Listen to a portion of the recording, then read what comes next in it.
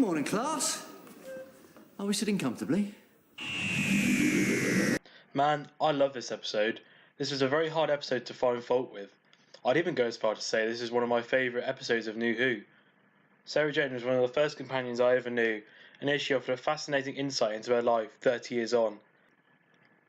Her face when she first saw the TARDIS was an absolute delight, as was her reaction as seeing the Doctor again, and still having the same bubbly rapport with the Doctor as in the 70s. How great is that? Sarah Jane comes back.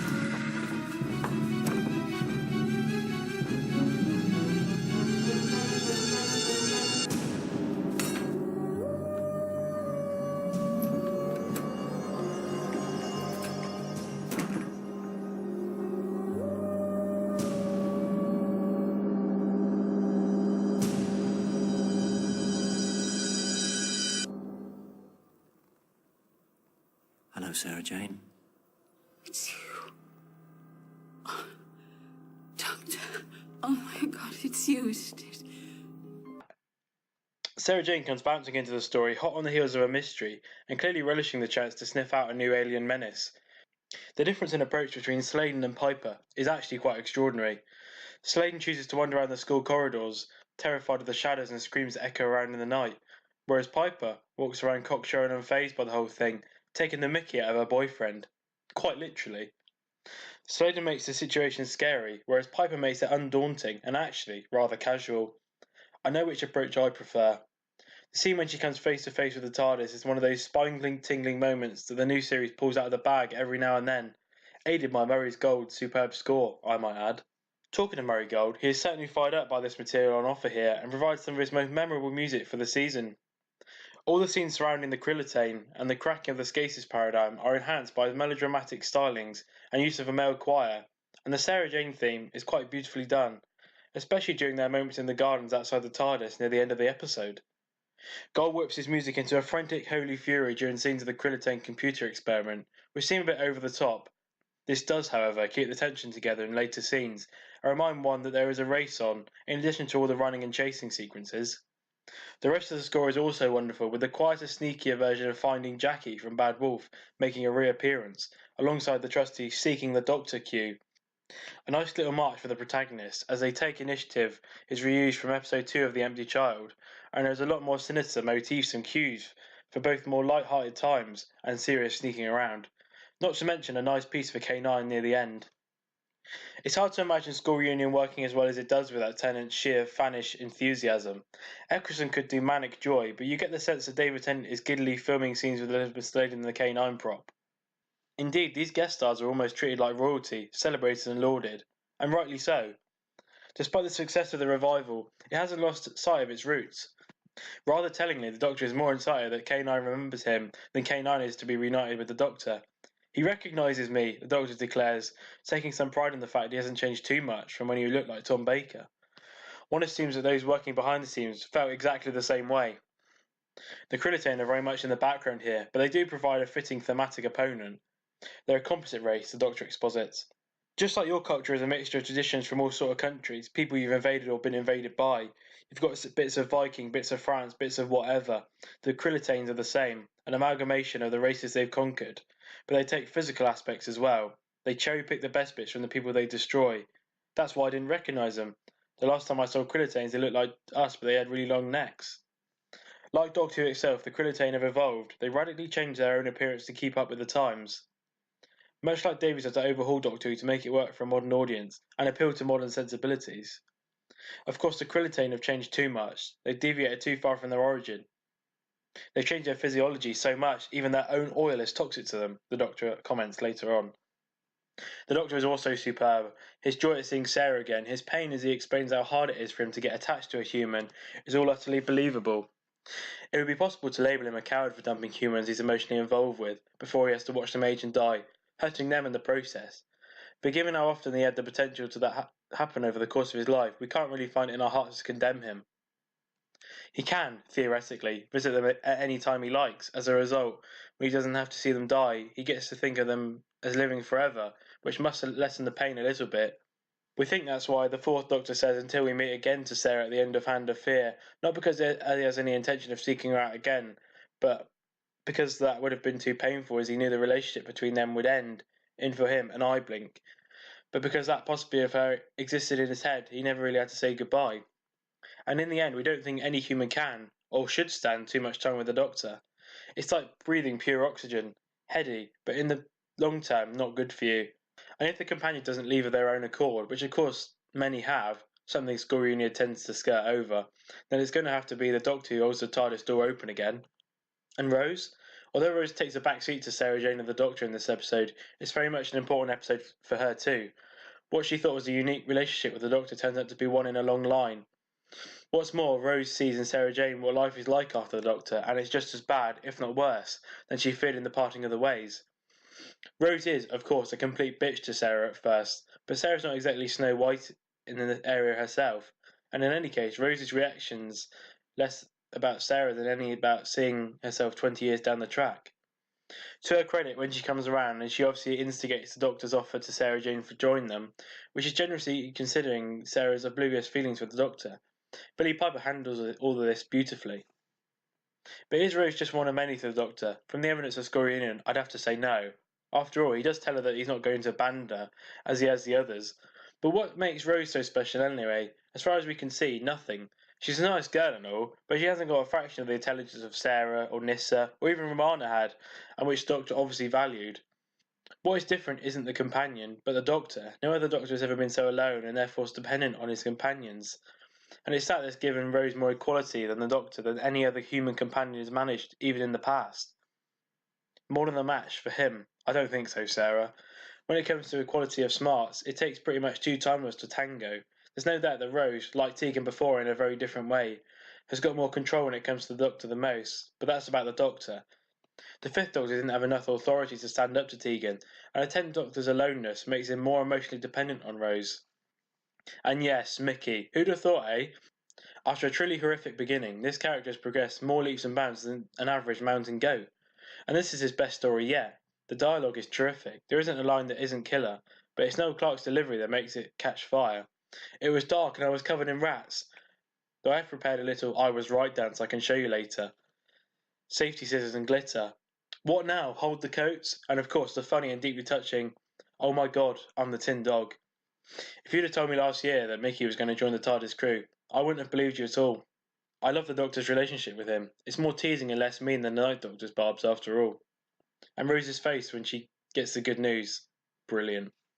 Nevertheless, how lovely is that scene between the Doctor and Sarah Jane when she discovers that he is the Doctor. Such a heartfelt and down-to-earth moment, and acts as a way of informing Sarah Jane on how much she's missed of the Doctor's life since she last saw him in his fourth incarnation. Excluding the Five Doctors, of course. If that isn't evident of how great a writer Toby Whithouse is, then I'm not sure what is. Also, it adds another layer once again to Tennant's Doctor, as now the audience can see him delve into his past, and demonstrate to a returning audience from the classic series this is the very same character, just one that looks a bit different. Also, how well does Sladen and Tennant play off each other in that scene? They would of course be glad to see one another, and that really shows here. Just as in the earlier scene when the Doctor first sees Sarah Jane after all that time. Wow, I love this episode. I've got to say as well, Anthony Head is absolutely magnificent in this episode. For me, he's just so menacing and added a different dimension to the Krillitane, and that improved them tenfold. And wow, that scene between him and the Doctor in the gymnasium, that for me has to be the point where Tennant's Doctor really went to the next level, and is just an example of how good Whithouse is at the dialogue, and the two fantastic performances really just lifted it off the page. Excellent.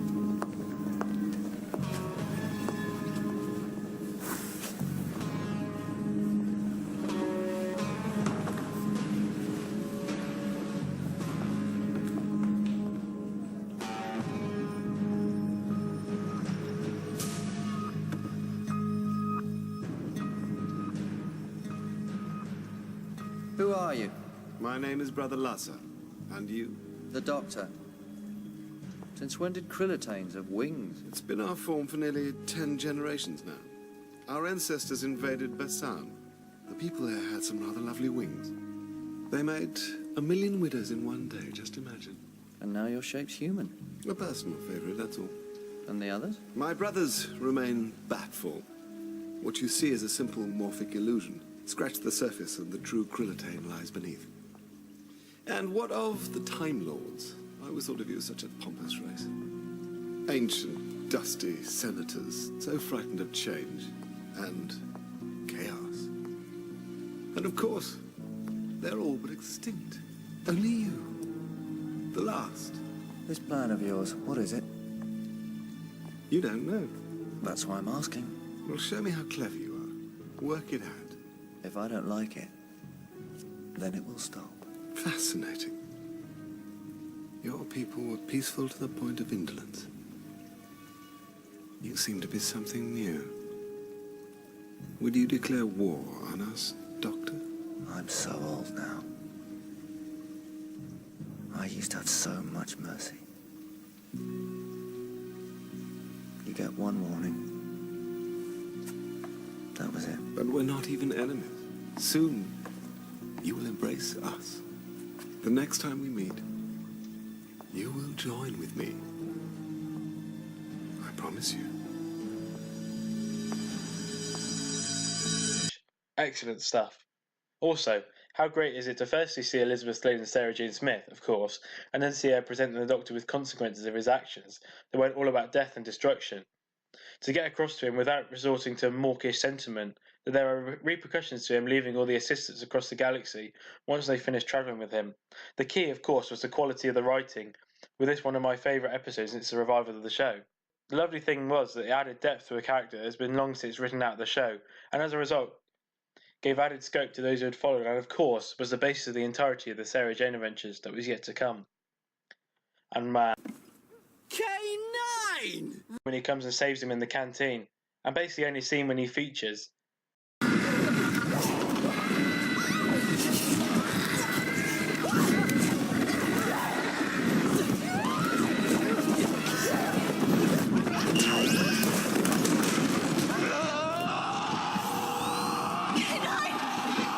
Suggest you engage running mode, Mistress. Affirmative, Master. Maximum defense mode. But the scene that gets me the most is where him and the Doctor chat in the kitchen before he sacrifices himself for everyone. It always manages to bring a tear to my eye, with the fabulous John Leeson returning to voice him. My God, I love K9. Capacity for only one shot, Master, for maximum impact. I must be stationed directly beside the vat. But you'll be trapped inside. That is correct. Why can't let you do that? No alternative possible, Master.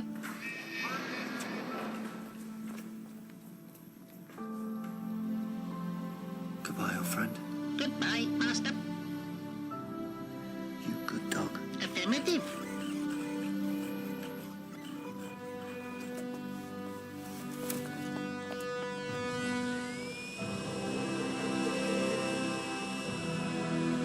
My God, I love K9. A little dog with a nasty bite. Not so powerful now, are you?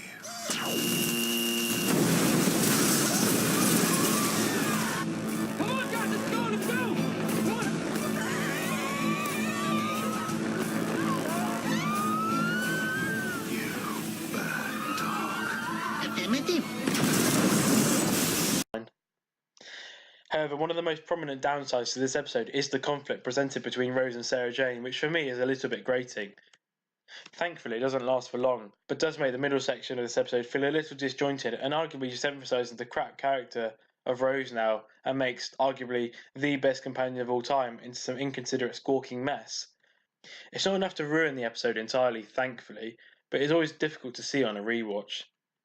Nevertheless, the ending hits the mark exactly. While there's a part of me that would love to see if Sarah accepted the Doctor's offer, I know it's the right thing to have refused. When she says, "I can't do this anymore," I don't think she means that she can't scream as loudly as she used to. She spent decades in emotional thrall to this man, and no matter how long she spends with him, that relationship is never going to evolve into something human normal. She's had all of that closure it's possible for her to get, and it's time for her to let him go. The hug and the goodbye, my Sarah Jane, is quite simply perfect. While the Doctor investigating a supernatural mystery with an attractive cast of characters, the school setting, witty dialogue, and the presence of Anthony Head, Rusty Davis has finally managed to meld Doctor Who and Buffy the Vampire Slayer in the way it has mooted ever since the show was brought back. It's just as engaging as seeing Joss Whedon's Opus 2, and is the feel of a really good episode that could have sprung from one of the first 3 seasons. However, with the return of Sarah Jane, School Reunion is much more than just a homage to another show. It is a terrific character drama in its own right. It is a furiously paced mystery with some memorable set pieces and a satisfying resolution that is tied into the theme of the lost throughout the series, since the absence of the Time Lords is exploring. I'm amazed at how they managed to pack so much into one episode without any of it feeling overly rushed. The Doctor gets a number of great moments. His face-off with Mr. Finch and his temptation at bringing back the Time Lords is one. Mickey gets to prove his worth once again, and there is space for a fabulously oily villain, and scenes of icky monsters tearing about the school, threatening to snack down on the children. At the heart of the episode, though, is Elizabeth Sladen's triumphant return to the series, and sets my heart fluttering whenever she appears. Sarah Jane is feisty, noisy, nervous, and brave.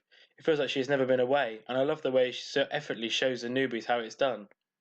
She's scared when she needs to be, asks the right questions, and queries the Doctor's motives only when absolutely necessary, and remains as resourceful as ever. I would have killed for a season with the 10th Doctor and Sarah Jane, but I take some comfort in the fact that their paths would cross 3 times more in the course of the next 2 series. Sladen's efforts here are rewarded tenfold by the advent of the Sarah Jane adventures, and that alone I'll be always thankful for this episode. Aside from the alienation of Rose, School Reunion ticks most of my boxes, and while it isn't perfect, too many irritating kid actors for a start, it does have an awful lot going for it, and enough pleasing elements to have me punching the air, beaming like the Whovian lunatic I really am.